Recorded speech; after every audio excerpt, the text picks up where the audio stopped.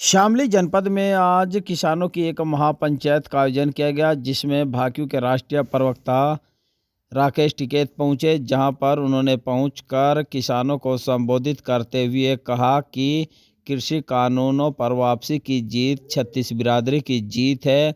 इस दौरान उन्होंने कहा कि एमएसपी पर कानून बनना और सबके लिए जानना बहुत ज़रूरी है। इसके साथ ही उन्होंने कहा कि एमएसपी पर किसानों की लड़ाई लगातार जारी रहेगी। केवल कृषि कानूनों की वापसी हुई है, एमएसपी पर लड़ाई जारी रहेगी। इसके साथ ही उन्होंने कहा कि सरकार के द्वारा किए गए 14 दिन में गन्ने के भुगतान के वादे सही नहीं है। इसके साथ ही उन्होंने कहा कि बिजली के दरों में लगातार बढ़ोतरी हो रही है।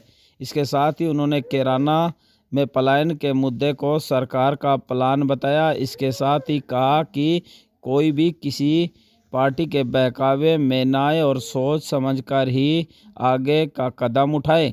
इस दौरान उन्होंने अपने संबोधन में किसानों सहित छत्तीस बिरादरी का आभार प्रकट करते हुए कहा कि सभी एकजुट होकर अपनी लड़ाई लड़े, एकता में ही अनेकता है।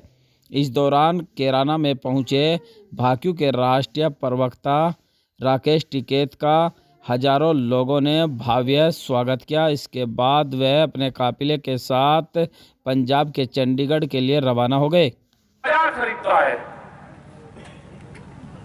वो दूसरी जगह बेचने में, उसमें तो व्यापार होता है। इसमें अगर एमएसपी की गारंटी कानून होगा तो उसके कम पे वो भी खरीद नहीं होगा, क्योंकि जो व्यापारी है वो महंगे दाम पे बेचता है बाजार में और कम दाम पे खरीदता है। तो करीब 1.5 लाख करोड़ रुपया वहां आएगा। तो ये समझ लो कि 3 लाख करोड़ रुपया जो बड़े उद्योगपति हैं उनकी जेब में जाता है, सरकार की जेब से 1 रुपया नहीं आना। ये मोटा मोटा सा आंकड़ा एमएसपी पे है।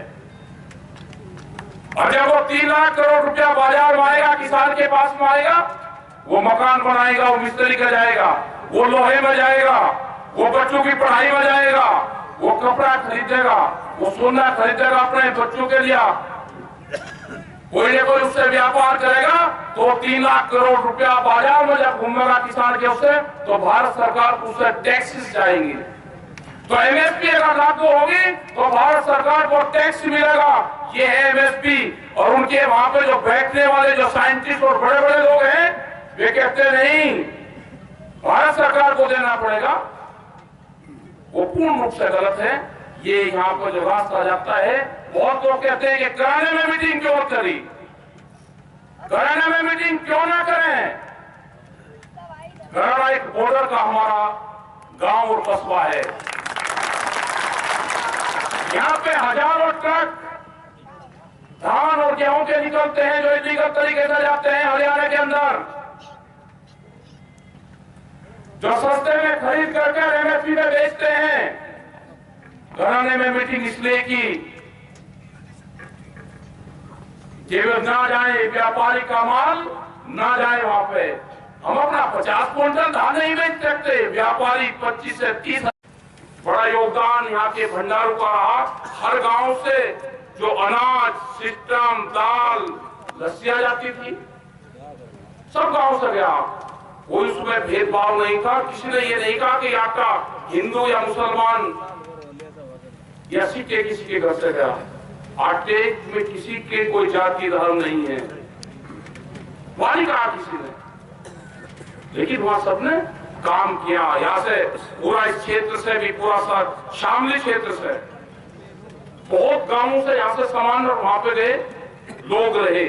वो आंदोलन जब पूर्ण रूप से हुआ, जब मीडिया के लोगों ने आपको 24 घंटे आपको दिखाया, वो प्रिंट मीडिया हो, इलेक्ट्रॉनिक मीडिया हो,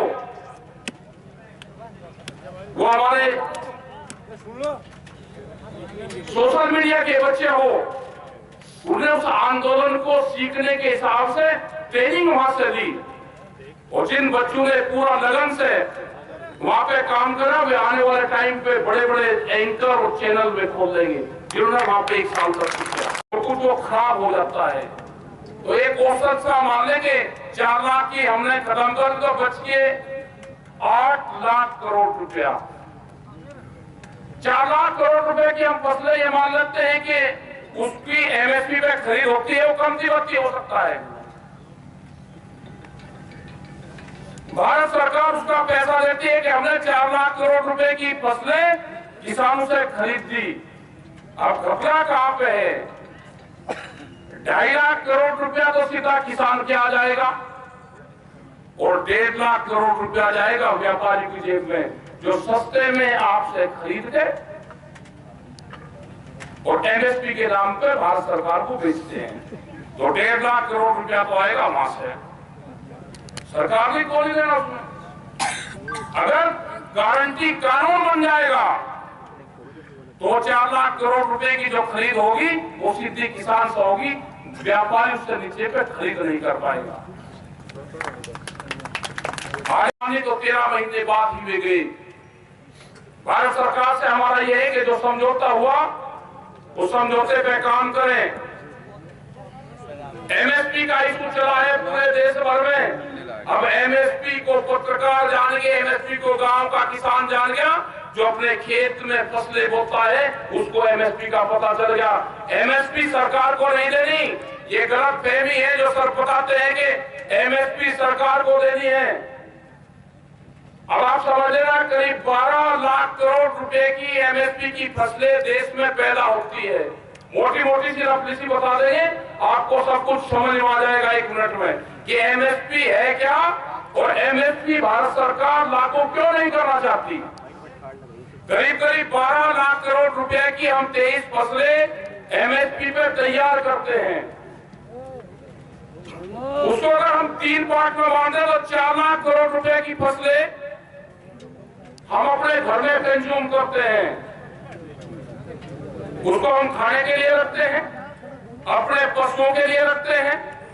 लोगों ने वहां पे हिस्सा लिया होगा आंदोलनों में, जो फिजिकल रूप से वहां पे आए होंगे उस आंदोलनों में, क्योंकि 25 लाख के आसपास तो लोग 26 जनवरी में थे, 4 लाख ट्रैक्टर थे उस टाइम पे। तो हर रोज जो आदान प्रदान हुआ तो बहुत बड़ी संख्या में आदान प्रदान हुआ। वे वैचारिक रूप से बहुत लोग जुड़े जो वहां तक आ नहीं सकते थे, और ये वैचारिक क्रांति थी, ये पूरी हिंदुस्तान में गई।